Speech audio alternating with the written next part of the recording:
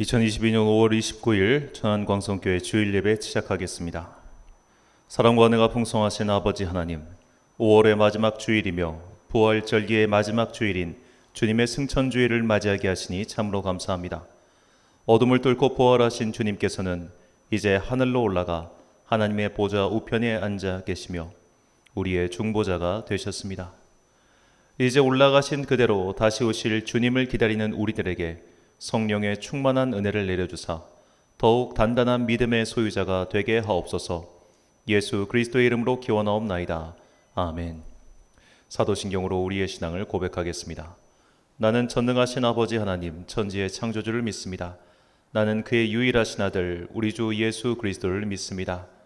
그는 성령으로 잉태되어 동정녀 마리아에게서 나시고 본디오 빌라도에게 고난을 받아 십자가에 못 박혀 죽으시고 장사된 지 사흘 만에 죽은 자 가운데서 다시 살아나셨으며 하늘에 오르시어 전능하신 아버지 하나님 우편에 앉아 계시다가 거기로부터 살아있는 자와 죽은 자를 심판하러 오십니다. 나는 성령을 믿으며 거룩한 공교회와 성도의 교제와 죄를 용서받는 것과 몸의 부활과 영생을 믿습니다. 아멘. 찬송가 23장 찬양하겠습니다.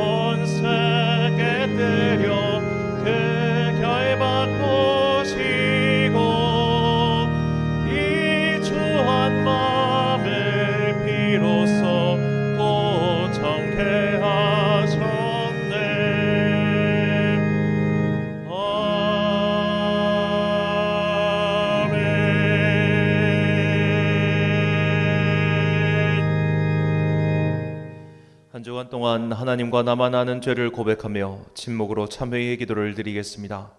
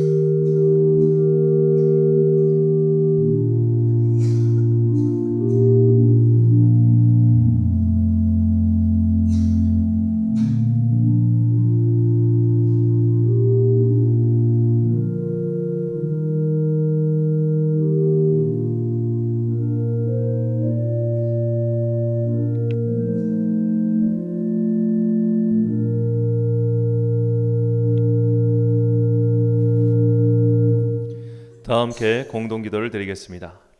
지금도 살아계셔서 온 인류의 모든 역사를 주관하시며 감찰하시는 거룩하신 아버지 하나님, 당신의 전능하신 섭리를 찬송하오며 주님께 영광을 올려드리기 소망합니다.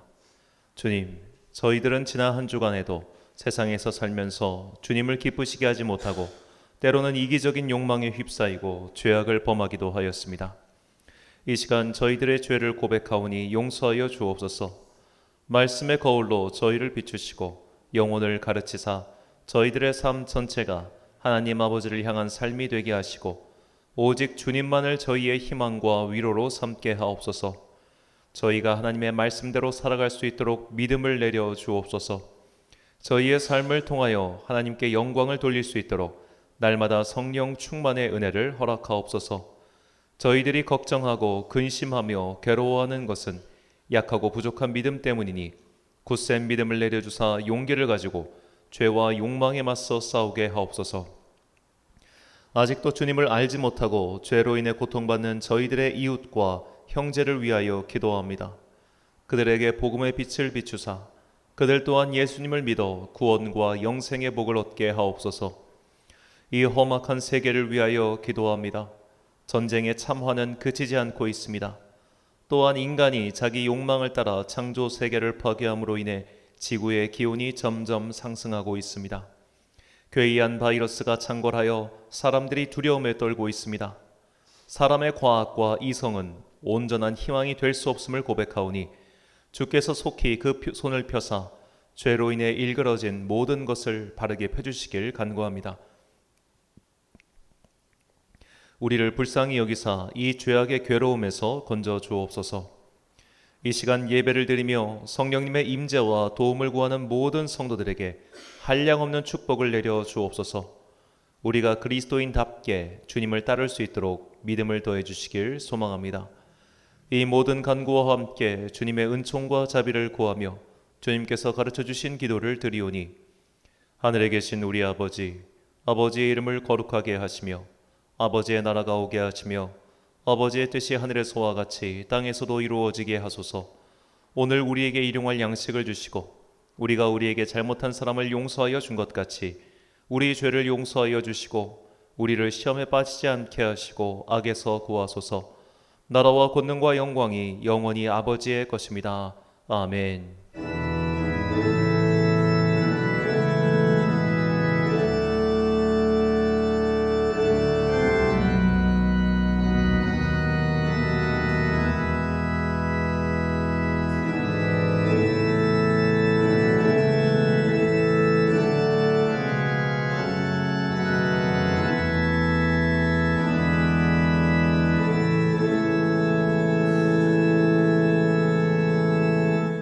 사제의 말씀 선포하겠습니다. 여호와를 의뢰하고 선을 행하라. 땅에 머무는 동안 그의 성실을 먹을거리로 삼을지어다. 또 여호와를 기뻐하라. 그가 내 마음의 소원을 내게 이루어 주시리로다. 아멘. 벌써 한 해의 절반이 지나가고 있습니다. 바이러스와 전쟁으로 시작한 그 소식이 아직도 끊이지 않고 있습니다. 주님을 믿지 않는 이들의 지혜와 모임 따위는 절대로 희망이 될 수 없음을 우리는 목도하고 있습니다. 혼탁하고 어두운 세상에서 바르게 살 수 있는 유일한 방법은 성령님의 인도하심을 따라 사는 것입니다.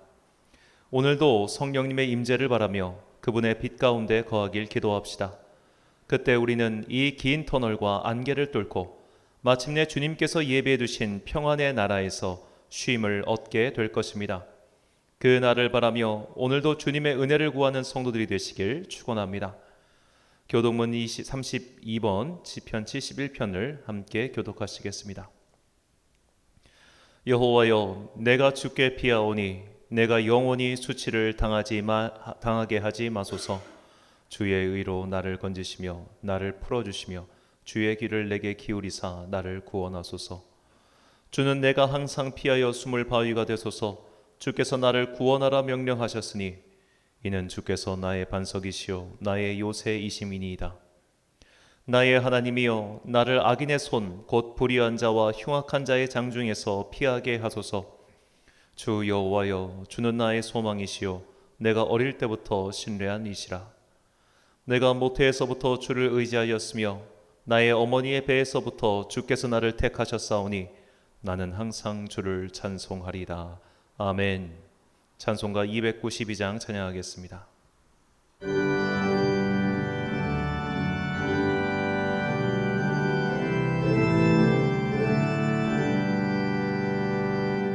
없이 살 수 없는 죄인의 구주여, 그 귀한 몸의 피로 날 구속하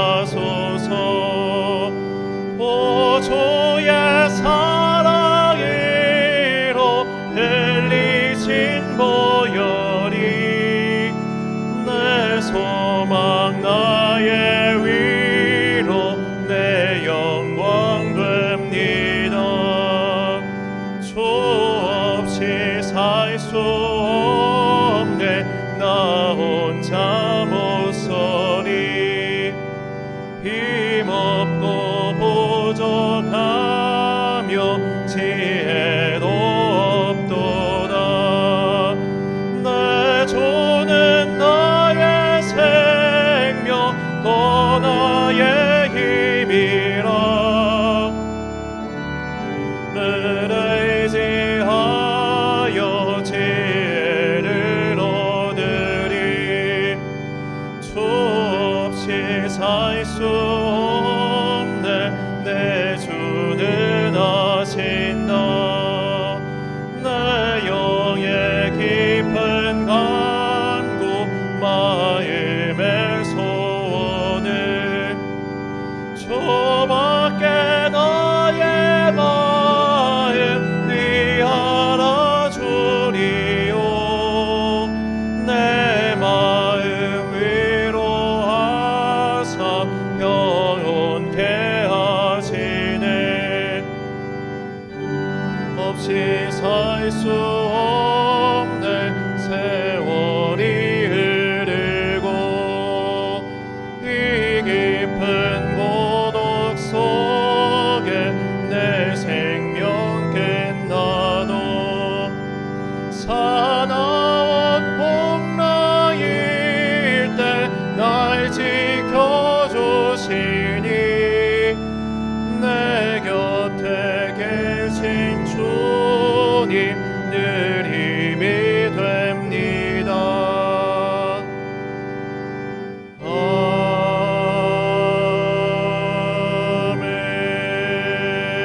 아멘.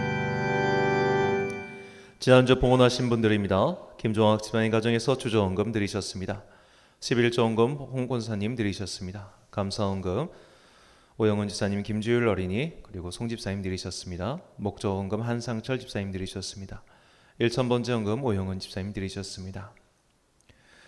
작은교회 어린이연합 캠프 추막절 축제 이제 딱 2달 앞으로 다가왔습니다. 성도님들께서 이제 특별히 2가지로 기도해 주시기를 부탁드립니다. 첫째로는 일단 많은 아이들이 모이기를 또 기도드리고요. 2번째로는 성령님께서 이 집회 가운데 임재하셔서 정말 그 아이들이 다음 세대를 살리는 다음 세대 믿음의 일꾼들 될 수 있도록 함께 기도해 주시기를 부탁드리겠습니다. 드린 예물 위하여 목회 및 봉헌기도 드리겠습니다. 사랑과 은혜가 풍성하신 아버지 하나님, 우리는 정말 주님밖에는 도움이 없으며 주님밖에는 구원이 없음을 날마다 고백하지 아니할 수 없습니다. 사방을 둘러봐도 벽처럼 막혀있고 답답한 일뿐이오나 오직 주님만은 우리의 구원이 되사 낭망치 않게 해주심을 믿습니다. 오늘도 오직 주님께만 소망을 둔 성도들이 주 앞에 나와 예배를 드립니다. 우리가 드리는 예물을 기억하여 주시고 이 예물에 담겨있는 성도들의 애달픈 삶을 감싸 주옵소서. 우리는 더 많은 돈을 바라기에 이 예물을 드리는 것이 아닙니다. 오직 주님께로부터 모든 것이 왔기에 오직 주님께서 모든 것을 주셨기에 도리어 감사하며 주님께 돌려드릴 뿐입니다. 겸손한 자에게 은혜를 베푸시는 주님을 기억하며 항상 감사와 겸손의 삶을 사는 성도들이 되게 하옵소서. 믿음의 다음 세대를 꿈꾸며 여름 사역을 준비 중에 있습니다. 진행되는 모든 과정을 통하여 믿음이 커지게 하시고 이 행사에 참여하는 모든 교회와 성도들에게 믿음의 용기와 희망을 주옵소서. 이제 주님의 말씀을 듣습니다. 이 말씀이 주님께서 보내주시는 은혜의 편지가 되길 소망하오며 예수님의 이름으로 기도드립니다. 아멘.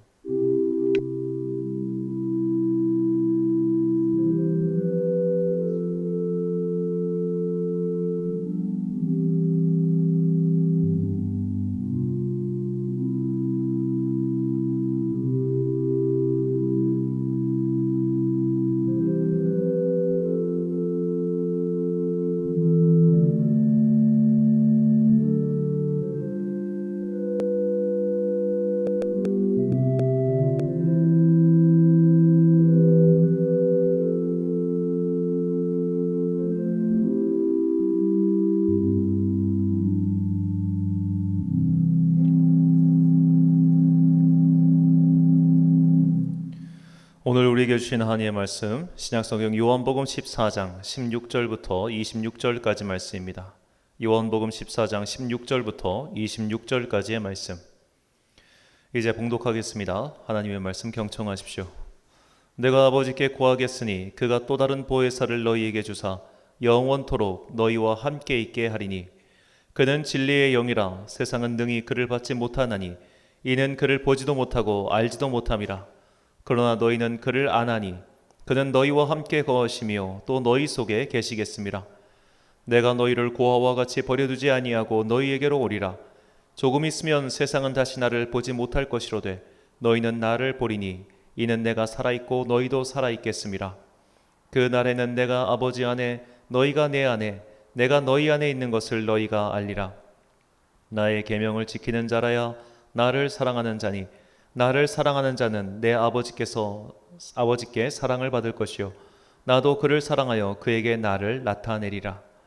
가룟 아닌 유다가 이르되 주여 어찌하여 자기를 우리에게는 나타내시고 세상에는 아니하려 하시나이까.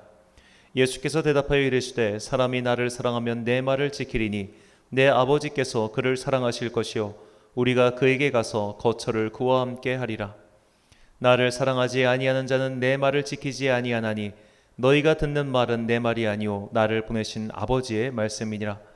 내가 아직 너희와 함께 있어서 이 말을 너희에게 하였거니와 보혜사 곧 아버지께서 내 이름으로 보내실 성령 그가 너희에게 모든 것을 가르치고 내가 너희에게 말한 모든 것을 생각나게 하리라.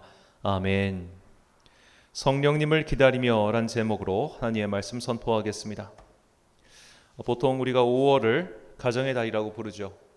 5월에는 어린이날부터 어버이날까지 가족과 관련된 일반 행사가 많기 때문입니다. 그리고 6월달을 호국 보훈의 달이라고 부릅니다. 이는 1985년부터 그렇게 부르기 시작했습니다. 6월에는 여러 국가와 관련된 행사가 많기 때문이죠. 6월 1일은 의병의 날로 우리나라 역사에서 자발적으로 나라를 지키기 위해 일어난 의병들의 활동을 기리는 날입니다. 자, 이게 어째서 6월 1일이 의병의 날인가 하니 임진왜란 당시 홍위 장군 곽재우가 의병을 일으킨 날이 양력으로 6월 1일이기 때문입니다. 그리고 국가 공휴일로 지정된 6월 6일은 현충일이죠. 이날은 나라를 위해 목숨을 바쳐 싸운 장병들과 순국 선열의 충성을 기리기 위한 날입니다. 그리고 6월 25일은 우리가 다 알고 있는 6.25 한국전쟁 발발일이기도 합니다. 이렇게 한국인의 달력에서 5월은 가정의 달로 6월달은 호국 보훈의 달로 지키고 있는 것처럼 교회의 달력에서도 5월과 6월은 특별한 달입니다. 바로 부활절기가 이 시기에 걸쳐 있기 때문입니다. 부활절기란 부활절부터 성령 강림절까지의 7주간 혹은 6주간을 가리킵니다. 예수님께서 부활하신 후 성령님께서 오시기까지를 기다리는 기쁨의 절기로서 이 기간 동안 교회는 흰색으로 치장하고 부활의 기쁨을 누림과 동시에 성령님을 마음으로 모시기 위해 준비하는 기간으로 삼고 있습니다. 그러니까 부활절까지 포함해서 7주, 그리고 이제 부활 이후 6주 이렇게 하고 있습니다. 자, 부활절은 양력과 음력을 섞어서 사용하기 때문에 그 날짜가 매해 달라집니다. 올해는 4월 17일이었지만 내년에는 4월 9일이고 2024년에는 3월 31일입니다. 이렇게 통상 3월 말부터 4월 중하순까지가 부활절 날짜입니다. 그러다 보니 부활절기 7주간은 4월부터 5월 말까지 또는 6월 초까지인 경우가 많지요.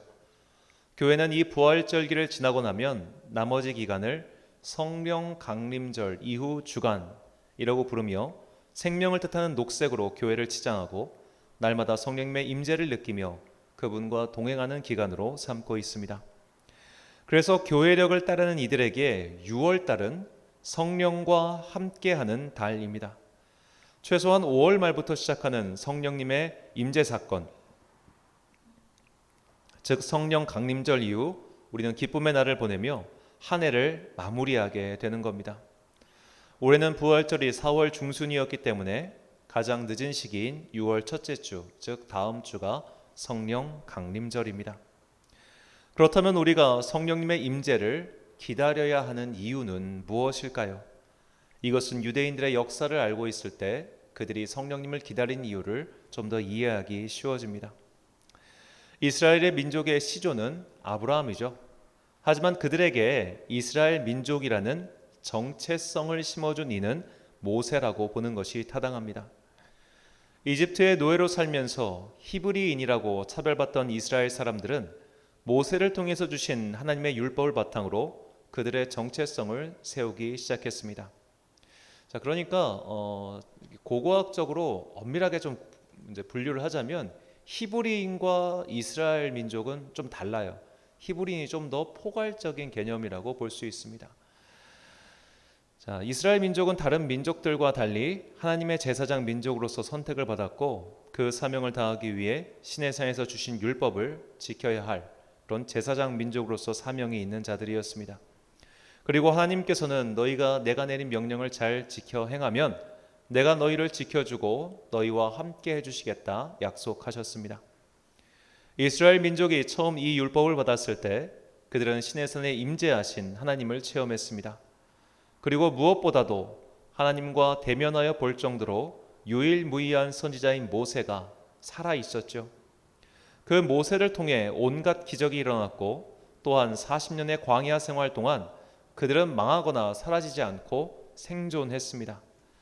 하나님께서 먹을 것과 마실 것을 주시고 그들의 의복과 텐트 등이 상하지 않게 지켜주셨기 때문입니다. 자, 물론 40년 동안 똑같은 음식, 똑같은 옷을 입고 사는 것이 결코 쉽지는 않았을 겁니다. 그들은 그런 극한의 상황에서 무려 40년을 생존한 것이죠. 그렇게 강한 생존력을 가지고 마침내 여리고부터 시작해서 팔레스타인 땅, 즉 가나안 땅을 차지했습니다. 이 과정에 이르기까지 그들은 살아계시고 그들과 함께 하시는 하나님을 체험했습니다. 하나님과 함께하는 여정이었고 이 여정에 다른 의구심은 없었습니다. 그래서 이스라엘 민족은 모세의 뒤를 이은 여호수아 앞에서 이렇게 맹세합니다. 여호수아서 24장 16절부터 18절까지 말씀입니다. 백성이 대답하여 이르되 우리가 결단코 여호와를 버리고 다른 신들을 섬기기를 하지 아니하로이니 이는 우리 하나님 여호와께서 친히 우리와 우리 조상들을 인도하여 애굽 땅 종되었던 집에서 올라오게 하시고 우리 목전에서 그 큰 이적들을 행하시고 우리가 행한 모든 길과 우리가 지나온 모든 백성 중에서 우리를 보호하셨음이며 여호와께서 또 모든 백성들과 이 땅에 거주하던 아모리 족속을 우리 앞에서 쫓아내셨음이라. 그러므로 우리도 여호와를 섬기리니 그는 우리 하나님이심이니이다 하니라. 아멘. 자, 이렇게까지 확실한 믿음의 체험을 했던 이스라엘 민족이었으나 정말 세월 앞에는 장사가 없었습니다. 그들은 시간이 지나면서 하나님의 인도하심 등의 체험을 모두 잊어버리고 말았습니다. 여호수아서의 맹세 후 기록된 사사기는 충격적인 장면을 우리에게 전해주고 있습니다. 사사기 2장 10절 말씀입니다. 그 세대의 사람도 다 그 조상들에게로 돌아갔고 그 후에 일어난 다른 세대는 여호와를 알지 못하며 여호와께서 이스라엘을 위하여 행하신 일도 알지 못하였더라. 아멘.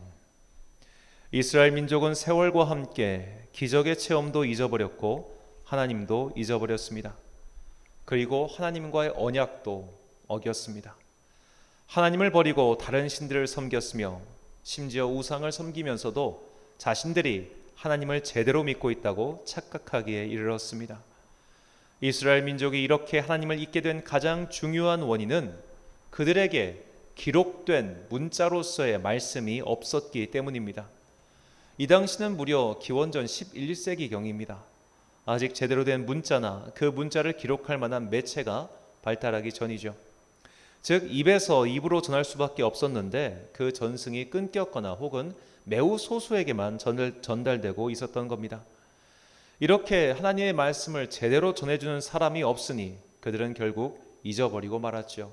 그렇다고 해서 지금처럼 인쇄 문명이 발달해가지고 전하는 사람이 없어도 그런 전도지라든지 말씀책을 나눌 수 있는 것들이 아니니까 더욱더 잊어버리고 말았습니다. 결국 한참 세월이 흐른 뒤 기원전 8세기경에 이르러서야 기록된 하나님의 말씀을 발견했습니다. 그러나 이미 때는 늦었고 이스라엘 민족은 하나님의 심판을 받아 땅을 빼앗기고 유리방황하게 되었습니다.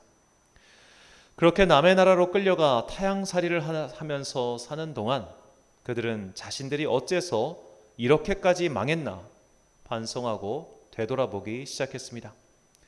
그리고 드디어 깨달았습니다. 우리가 하나님과의 언약을 어겨서 이렇게 되었구나.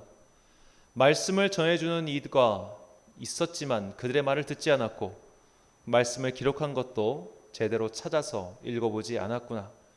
결국 하나님을 제대로 믿지 못했고 그래서 망하게 된 것이었구나라는 반성과 깨달음이었습니다.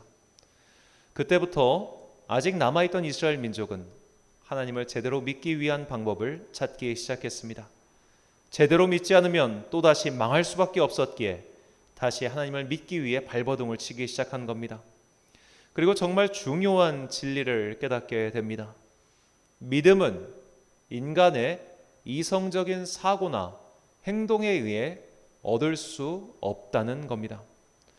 그들이 망하기 전에도 분명히 하나님의 말씀은 있었습니다. 그것을 제대로 믿는 사람들이 없었을 뿐입니다. 그들이 망하기 전에도 분명히 주님의 사람은 활동하고 있었습니다. 단지 사람들이 그의 말을 귀 기울여 듣지 않았을 뿐입니다. 하나님께서는 우리가 믿음을 유지할 수 있도록 성막도 만들어주시고 성전도 세워주셨으며 레위 지파를 특별히 세우셔서 이 믿음을 전승하고 계승하고 유지할 수 있도록 온갖 조치를 다 해두셨습니다. 그런데도 그들은 실패했습니다. 과거를 돌아보며 이스라엘 민족은 마침내 믿음이란 인간의 행위로는 이어질 수 없으며 오직 하나님의 선물이자 은혜로서 각 사람에게 주어진다는 것을 알게 됩니다. 그리고 우리에게 믿음을 주시는 존재가 하나님의 영, 즉 성령님이라는 것을 마침내 알게 되죠. 그래서 이 시기에 활동했던 요엘 선지자는 믿음을 주시는 성령님에 대해 예언합니다.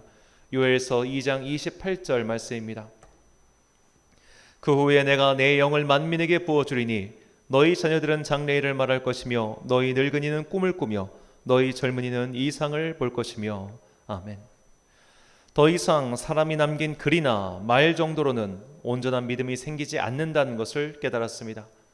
믿음은 오직 하나님의 영이 주시는 선물이며 그 성령님의 체험을 통해 거친 풍파에도 흔들리지 않을 굳건한 믿음이 생긴다는 것을 그들이 알게 된 것입니다. 그래서 유대인들은 하나님의 영이 부어질 그날, 하나님의 영이 임재하실 그날을 소망하며 기다리게 되었습니다. 그 날이 바로 성령 강림절입니다. 성령님께서는 우리 안에 오셔서 우리로 하여금 깨닫게 하시는 진리의 영이십니다. 오늘 예수님께서는 그 진리의 영을 맞이할 준비를 하라고 말씀하고 계십니다. 본문 17절과 26절 말씀입니다. 그는 진리의 영이라 세상은 능히 그를 받지 못하나니 이는 그를 보지도 못하고 알지도 못함이라. 그러나 너희는 그를 아나니 그는 너희와 함께 거하시며 또 너희 속에 계시겠습니다. 보혜사 곧 아버지께서 내 이름으로 보내실 성령, 그가 너희에게 모든 것을 가르치고 내가 너희에게 말한 모든 것을 생각나게 하리라. 아멘. 성령님께서 우리 안에 오시면 그때부터 우리에게 말씀을 생각나게 하시고 깨닫게 하셔서 하나님의 바른 뜻을 따라 살 수 있도록 인도하시고 도와주십니다. 즉 믿음이 생겨서 보는 눈이 달라지게 되는 겁니다. 한자어로 깨닫다라는 뜻을 가진 단어는 각입니다. 각성하다 등에 사용하는 단어인데요. 이 각자는 배울 학자와 볼 견이 결합된 회의 문자입니다. 이 단어는 깨닫다는 뜻과 함께 깨다라는 뜻도 있습니다. 깨닫고 나니 보는 눈이 달라지는 것이죠. 이것이 깨달음입니다. 성령님께서 임재하시면, 그리고 정말 그 성령님 덕분에 살아있는 믿음의 사람이 되면 그때부터 세상을 보는 눈이 달라지고 관점이 달라지고 말씀을 보는 눈이 달라집니다. 당장 예수님의 제자만 봐도 그렇습니다. 예수님의 제자들은 부활하신 예수님을 봤습니다. 그런데도 믿음이 생기지 않았습니다. 마태복음을 보면 예수님께서 부활하신 모습을 보고서도 아직도 믿지 않는 자들이 있었다고 기록하고 있습니다. 부활하신 예수님을 만나고도 다시 갈릴리로 돌아가 옛일이나 다시 해야겠다고 한 베드로와 제자들도 있었습니다. 그들은 기적을 보고도 아직도 깨닫지 못했습니다. 아니, 그들은 3년 동안 예수님과 함께 있으면서 결국 들은 말이라고는 아직도 깨닫지 못하느냐였습니다. 예수님께 직접 말씀을 들었고 그 놀라운 기적들을 봤음에도 불구하고 그들은 아직도 깨닫지 못했습니다. 그래서 여전히 이방인들을 배척했고 세상의 물리적인 힘을 가지고 그들이 꿈꾸는 자신들의 하나님 나라를 이뤄보려 했습니다. 그들에게는 예수님의 제자라는 명함은 있었을지 몰라도 하나님의 아들이신 성자 예수님을 온전히 믿는 것은 참으로 부족했습니다. 그랬던 그들에게 마침내 약속하신 하나님의 영이 임하셨습니다. 그 놀라운 변화의 사건이 사도행전 2장에 생생하게 기록되어 있습니다. 그들은 더 이상 이방인을 차별하지 않았습니다. 그들은 더 이상 유대 민족만이 하나님의 선택받은 자들이며 나머지는 다 벌을 받아야 한다는 편협한 사고에도 갇히지 않았습니다. 무엇보다도 나만 아는 이기적인 삶을 버리고 자신들의 재산을 나누어 주며 살기 시작합니다. 사도행전 2장 44절과 45절 말씀입니다. 믿는 사람이 다 함께 있어 모든 물건을 서로 통용하고 또 재산과 소유를 팔아 각 사람의 필요를 따라 나눠주며 아멘. 옛날 사람이라고 해서 자기 소유에 대한 욕심이 적었을 리가 없죠. 오히려 가진 것이 지금보다 비교할 수도 없이 부족했기 때문에 자기 것에 대한 욕심이 훨씬 컸을 겁니다. 더구나 유대인은 사실 한 번도 풍족하게 살아본 경험이 없는 자들이었습니다. 그들은 당시 부자들이 살던 그리스나 이집트, 로마나 스페인 등에 비하면 정말 하층민 수준이었습니다. 이 옷이 없으면 당장 내일 입을 것이 없는 이들도 있었을 겁니다. 그렇게 없는 살림에도 성령님의 임재를 통해 믿음을 갖게 된 그들은 자신의 것을 기꺼이 공동체와 나누기 시작했습니다. 하나님을 제대로 믿게 되면서 그들의 가치관이 달라졌기 때문입니다. 세상을 보는 시각이 달라졌고 기준이 달라졌고 관점이 달라졌습니다. 모든 것이 변했습니다. 그렇게 그들은 세상에서 잠시 머물다가는 하나님 나라의 백성이 된 것입니다. 이때부터 비로소 모세에게 주신 말씀이 온전히 성취되기 시작합니다. 더 이상 귀로만 듣던 하나님이 아니고 말로만 고백하는 사랑과 믿음이 아니라 진실한 사랑, 진실한 믿음, 진실한 행동을 하게 된 것이죠. 신명기 30장 6절 말씀입니다. 내 하나님 여호와께서 내 마음과 내 자손의 마음에 할례를 베푸사 너로 마음을 다하며 뜻을 다하여 내 하나님 여호와를 사랑하게 하사 너로 생명을 얻게 하실 것이며 아멘. 이스라엘 민족은 그동안 육체의 할례를 행했습니다. 그러나 육체의 할례를 행했다고 해서 믿음이 생기는 것이 아니었습니다. 그들은 할례를 통해 민족으로서 정체성은 공고히 세웠지만 정작 하나님에 대한 믿음은 세우지 못했습니다. 하나님께 대한 믿음이 없으니 하나님을 사랑할 리가 없었습니다. 그래서 망한 겁니다. 그러나 하나님께서는 성령님을 통해 더 이상 육체의 할례가 아닌 마음의 할례를 행하셨고 하나님께 대한 진실할 사랑을 드림으로 영원한 생명, 하늘나라의 삶을 주신 것이죠. 자, 이것이 이스라엘 민족이 성령님을 그토록 기다린 이유이며 이 이유가 바로 오늘 우리의 이유가 되어야 합니다. 지난 코로나 시기를 겪으며 아마도 통계에 잡힐 수 없는 가장 심대한 타격을 입은 곳이 개신교회일 겁니다. 여러 가지 사건이 겹치면서 이 부정적인 이미지가 대중에게 널리 퍼졌고 또 오랫동안 예배를 쉬게 되면서 도태되기 시작했습니다. 이 교회를 업종에 비하는 것이 적절한지는 모르겠지만 이제 코로나 봉쇄가 끝나고 그동안 타격을 입은 여러 분야들이 다들 회복세에 접어들었음에도 불구하고 교회만이 아직도 2년 전의 상황으로 돌아오지 못하고 있습니다.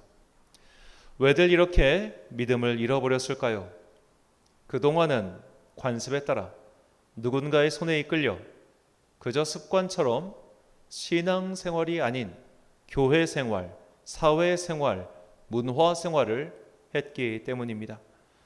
현재 우리나라 청소년 복음화율은 고작 3%에 불과합니다. 정말 이번 세대가 지나가면 다음 세대는 미전도 종족이 될 판국입니다. 현재 영국 등 과거 기독교 국가 혹은 선교사 파송 국가라고 할 수 있는 곳들이 이제는 자기들 나라에 선교사를 보내야 한다고 말할 정도가 되었는데 이제 한국이 곧 그렇게 되게 생겼습니다. 성령님의 임재를 경험하지 못한 사람들이 코로나 등의 상황으로 인해 생명과 구원의 길에서 더욱 멀어진 것이죠. 그러므로 지금이야말로 더욱 성령님의 임재를 기도해야 할 때입니다. 다음 세대가 하나님을 모르는 다른 세대가 되지 않도록 지금 믿는 자들은 더욱 기도하며 성령님의 도움을, 그분의 임재를 구해야 합니다. 그래서 우리 교회는 우리 천안 지역의 작은 교회들이라도 힘을 합쳐 성령님의 임재를 구하고 다음 세대를 다른 세대가 아닌 믿음의 세대를 키우고자 어린이 연합 캠프를 준비하고 있습니다. 이제 겨우 2달 남은 7월 29일과 30일 양일간 금곡교회에서 성령 캠프를 실시합니다. 우리는 2가지를 기도해야 합니다. 첫째로 성령님의 임재를 바라는 많은 이들이 이에 동참하는 것입니다. 아무리 잔치자리를 준비해도 사람이 오지 않으면 아무 소용이 없습니다. 둘째로 그 집회에 성령님의 임재를 구해야 합니다. 어린아이들도 얼마든지 죄를 회개하고 성령님의 임재를 체험하고 살아계신 하나님을 만날 수 있습니다. 아이의 전도로 부모가 복음을 접한 일들이 이 세상에선 여전히 빈번하게 일어나고 있습니다. 설령 아무리 많은 사람이 참가하더라도 정작 그곳에 성령님의 임재가 없고 아이들의 변화가 없다면 그것은 그냥 동네 잔치에 지나지 않을 것입니다. 우리 교회 성도뿐만 아니라 현재 유튜브를 통해 이 예배를 함께 드리고 계신 많은 분들에게 중보의 기도를 요청합니다. 7월 29일과 30일 양일간 진행되는 어린이 연합 캠프에 많은 이들의 동참과 또한 무엇보다 성령님의 임재가 가득하길 기도해 주십시오. 이 집회를 준비하며 하나님께서 저에게 주신 말씀은 이사야서 49장 21절 말씀이었습니다. 그때 내가 내 마음에 이르기를 누가 나를 위하여 이들을 낳았는고 나는 자녀를 잃고 외로워졌으며 사로잡혀 유리하였거늘 이들을 누가 양육하였는고 나는 홀로 남았거늘 이들은 어디서 생겼는고 하리라. 아멘. 아무것도 없던 황폐한 예루살렘을 하나님께서 회복시켜 주신다고 약속하셨습니다. 내가 낳은 자식들도 아닌데 많은 아이들이 그곳에 생겨날 것이라는 회복의 말씀이었습니다. 우리가 하나님을 철저히 신뢰하며 그분의 도움을 구할 때 나의 힘이 아닌 주님의 능력으로 회복의 역사가 일어날 것입니다. 처참하게 무너진 믿음의 다음 세대가 일어나게 될 것입니다. 우리의 사역은 그 첫걸음이 될 것입니다. 이것은 비단 우리 교회뿐만 아니라 다음 세대의 회복을 포기해버린 수많은 교회들에게 용기와 도전의 시간이 될 것입니다. 우리는 그 성령님의 임재와 회복의 역사를 꿈꾸며 기도하고 준비할 것입니다. 우리의 기도가 이루어질 때, 하나님께서 우리의 기도에 응답해 주실 때 우리는 정말로 믿음을 가지고 세상을 믿음의 눈과 관점으로 바라보는 이 시대의 사도들이 될 것입니다. 사도행전 1장 8절 말씀입니다. 오직 성령이 너희에게 임하시면 너희가 권능을 받고 예루살렘과 온 유대와 사마리아와 땅끝까지 이르러 내 증인이 되리라 하시니라. 아멘. 사랑하는 천안광성교회 성도 여러분, 그리고 이 예배를 함께 드리고 계신 귀한 주님의 자녀 여러분, 믿음은 글로써 전해지지 않습니다. 믿음은 사람의 말이나 행동으로 전해지는 것도 아닙니다.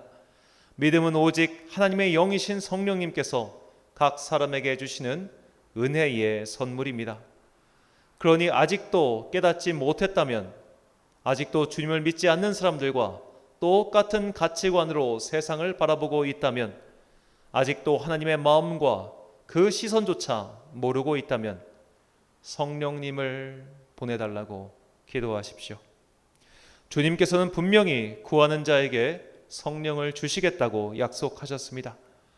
우리의 믿음의 주여 온전케 하시는 주님을 믿을 수 있는 유일한 방법은 성도도 아니고, 성도 간의 믿음의 전승도 아니고, 과학도 아니고, 지인들의 가르침도 아닌 성령님의 임재뿐이라는 것을 기억하십시오.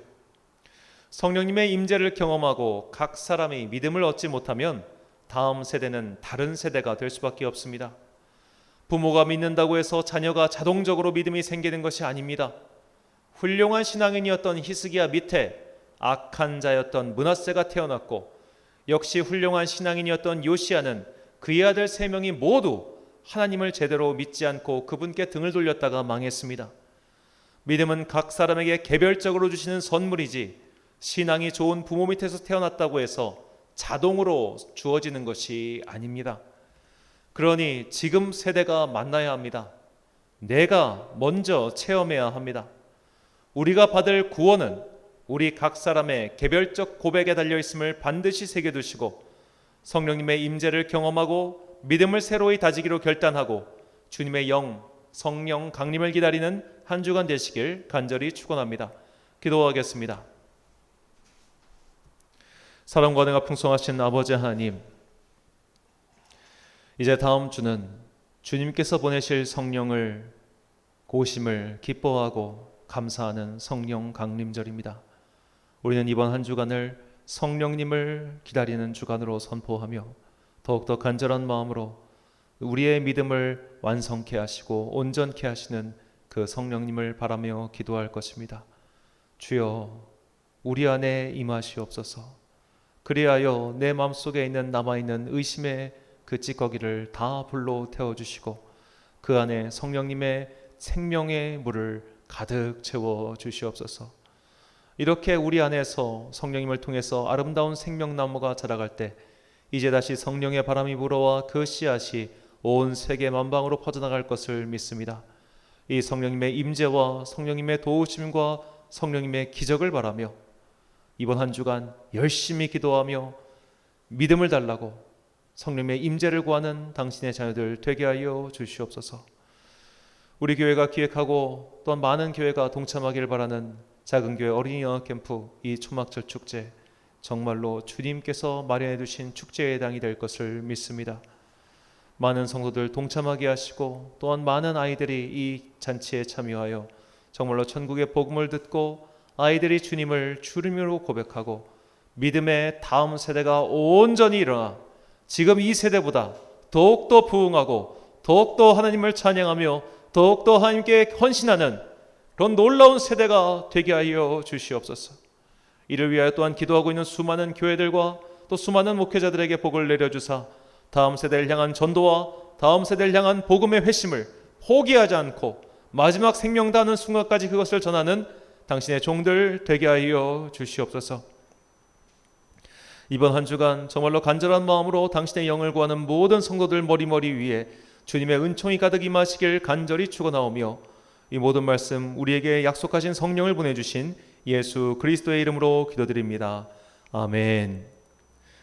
찬송가 190장 찬양하겠습니다.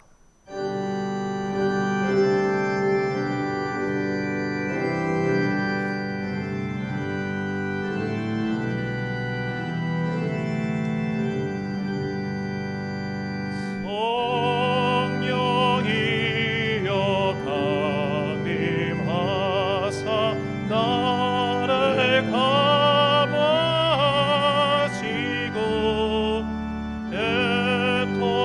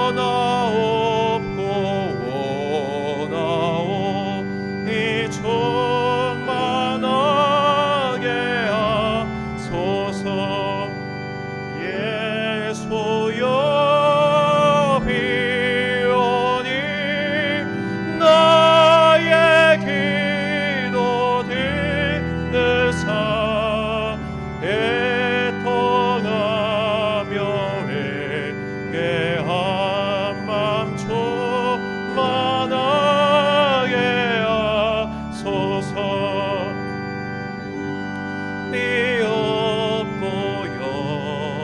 연약하나 엎드려 서비오니 성령 강림하옵소서 충만하게 하소서 예수여 비오니 나의 기도 들으사 애통하며 회개함마 충만한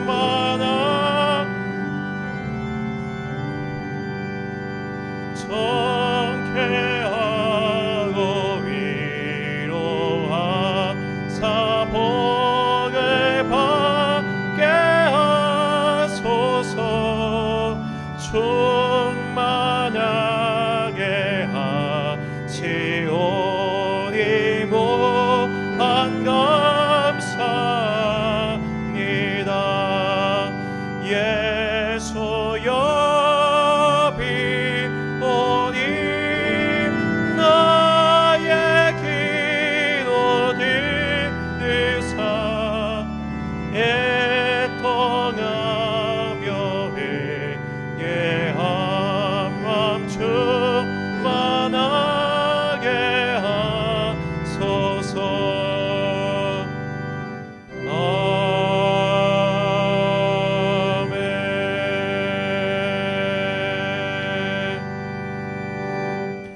파송의 말씀 선포하겠습니다.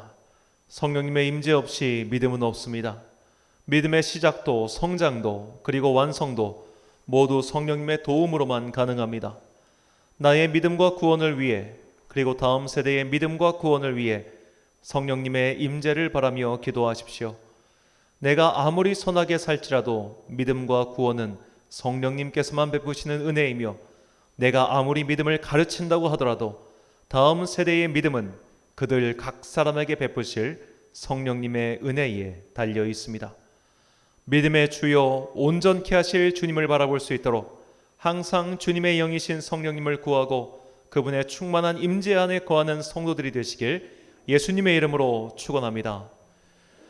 축도로 예배를 마치겠습니다. 지금은 우리 주 예수 그리스도의 은혜와 하나님 아버지의 놀라우신 사랑과 성령님의 교통하심이 이제 이번 한 주간 성령님의 임재를 바라며 나의 믿음을 더욱더 온전케 하시고 완성하게 하실 그 성령님의 임재를 간절히 바라며 기도하리라 하지만은 주님의 귀한 자녀들 머리머리 위에 지금부터 영원까지 함께 하시기를 간절히 축원하옵나이다. 아멘.